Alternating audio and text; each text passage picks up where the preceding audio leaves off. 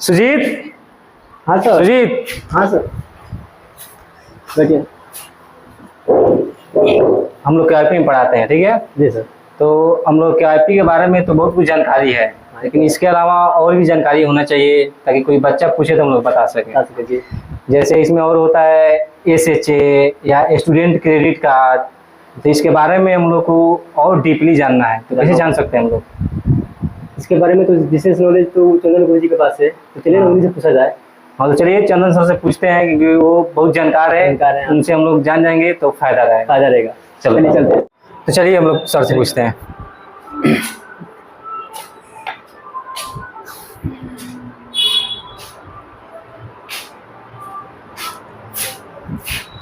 Sir एक सवाल था। हाँ बोलिए। तो केआईपी के बारे में तो हम लोग जानते हैं, उसके अलावा और भी हम लोग जानना चाहते हैं, जैसे एसएचए हो गया और स्टूडेंट क्रेडिट कार्ड, इसके बारे में हम लोग डीपली जानना चाहते हैं ताकि हम लोग भी बच्चों को आगे बता सकें। बिल्कुल बिल्कुल बिल्कुल जानना चाहिए, वो अच्छी बात है। बच्चे क्वेश्चन करेंगे तो आंसर तो करना पड़ेगा ना जी। तो समय है 10 मिनट आपके पास जी, तो बैठ जाए, 10 मिनट खत्म कर देते हैं आपका जी। तो हम बताए थे बोर्ड पे जी, जल्दी खत्म हो जाएगा, है कि नहीं है जी। चलिए स्टार्ट करते हैं हम लोग। तो आपको एसएचए और स्टूडेंट क्रेडिट कार्ड के बारे में पता करना है कि नहीं है जी। अच्छी बात है, तो चलिए जल्दी खत्म कर देते हैं। आपको तो पता ही है केवाईपी पता है ना, उसके बाद क्या होता है एसएचए होता है, और उसके बाद होता है स्टूडेंट क्रेडिट कार्ड होता है। केवाईपी, एसएचए और स्टूडेंट क्रेडिट कार्ड, और ये सभी योजना जो है आपको 7 निश्चय के अंतर्गत है, ठीक है। 7 निश्चय योजना के अंतर्गत है, और बिहार सरकार का एक बहुत ही अग्रणी योजना है।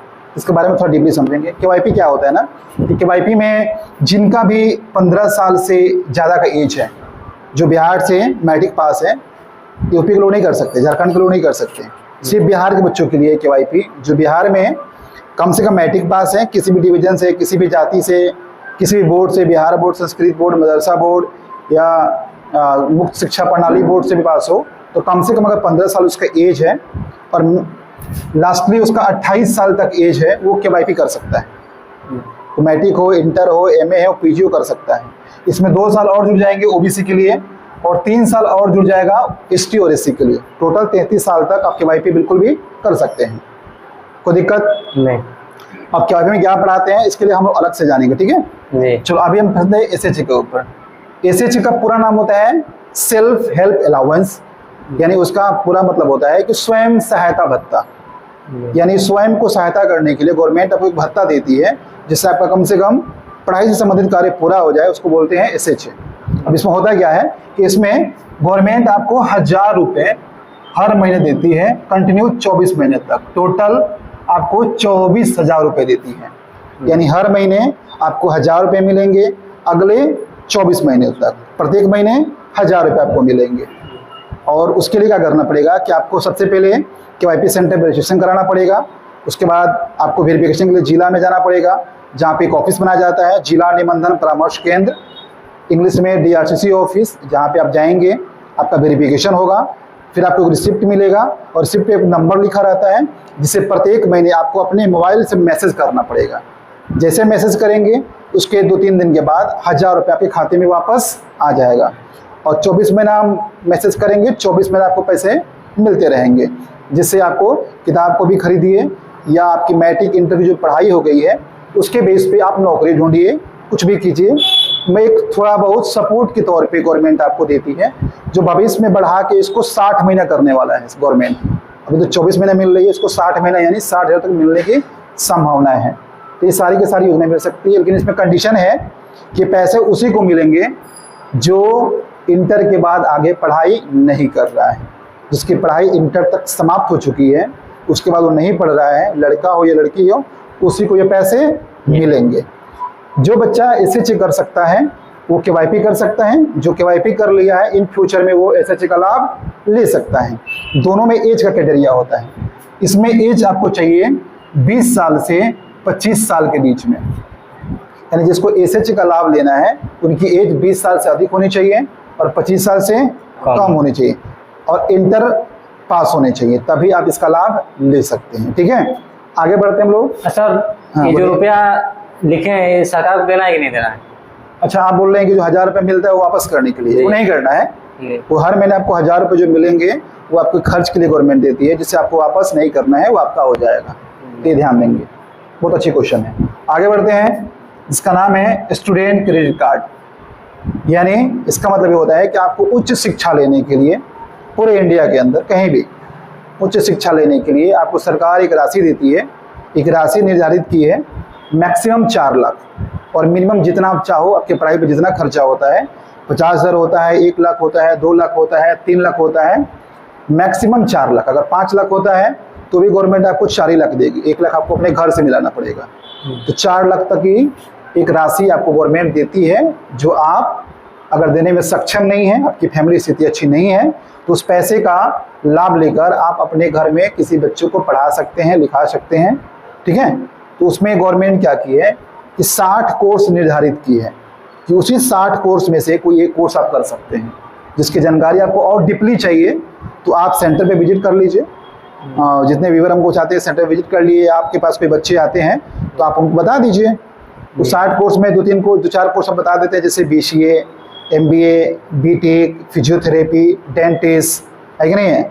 उसके बाद आपको BBA का सारा स्ट्रीम हो जाएगा, B फार्मा, GNM, ये सभी कोर्स वो आराम से इस पैसे से कर सकते हैं। 60 कोर्स हैं और पूरे इंडिया में लगभग जितने भी बड़े यूनिवर्सिटी हैं, कॉलेज है, वहाँ पे उनका नामांकन हो सकता है।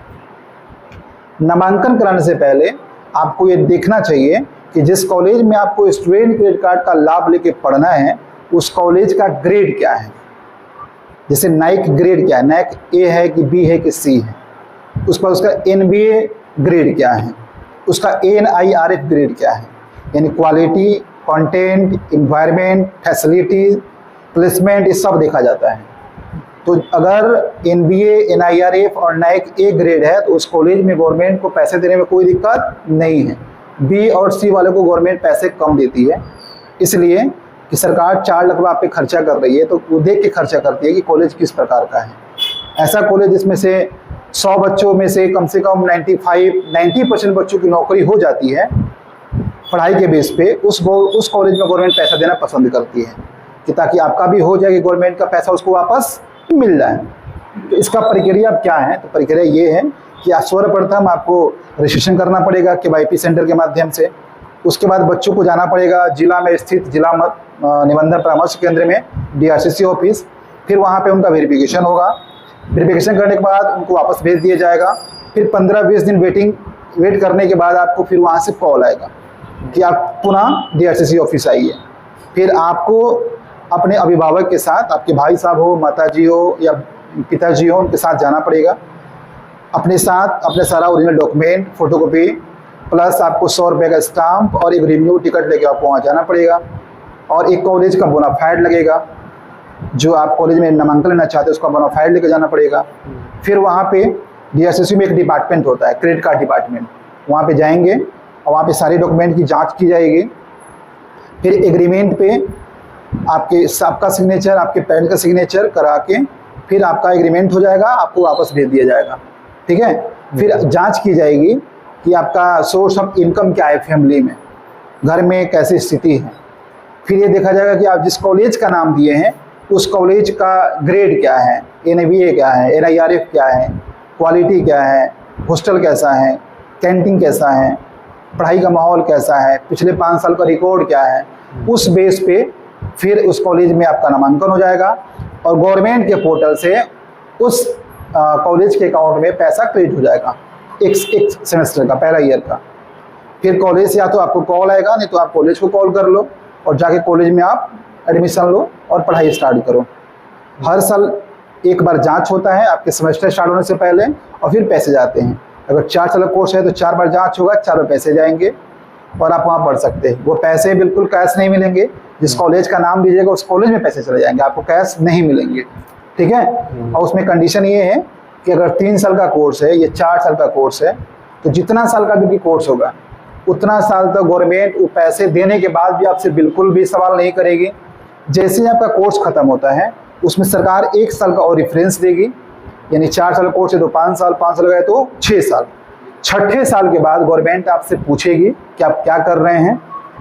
फिर अगर आप जॉब में हैं तो अपने सैलरी से या कहीं से भी आपको 4% सालाना, 4% वार्षिक के दर से, साधारण ब्याज की दर से आपको 82 बार में वो पैसे गवर्नमेंट को वापस करने हैं, किस्त बाई किस्त।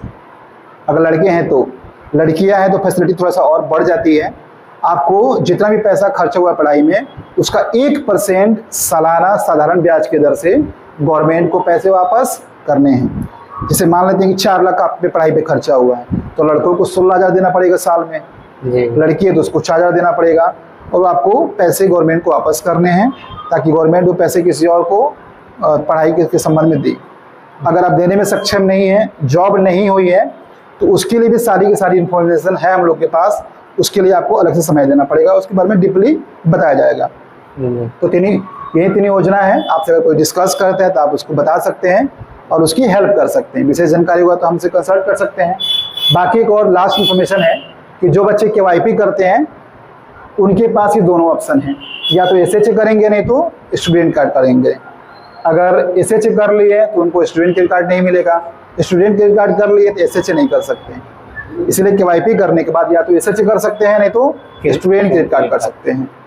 तो हाँ, जितने भी आपके संपर्क के लोग हैं या सामने जो आपका चैनल है उसके माध्यम से बताना चाहते हैं लोगों को, इसमें कोई भी जानकारी आपको चाहिए तो आप मच्छरगांव बाजार स्थित कन्या मध्य विद्यालय के सामने एक इंस्टीट्यूट है, बिहार कौशल विकास मिशन, जिसके अंतर्गत बहुत अनुभवी टीचर हैं, जिसमें आपको उमर सर हैं, अभिषेक सर हैं, सुजीत सर हैं, नंदिनी मैम है, रुचि मैम है। उन लोगों के माध्यम से पूरी की टीम एकदम प्रतिबद्ध है आपको पूरी की पूरी जानकारी देने के लिए।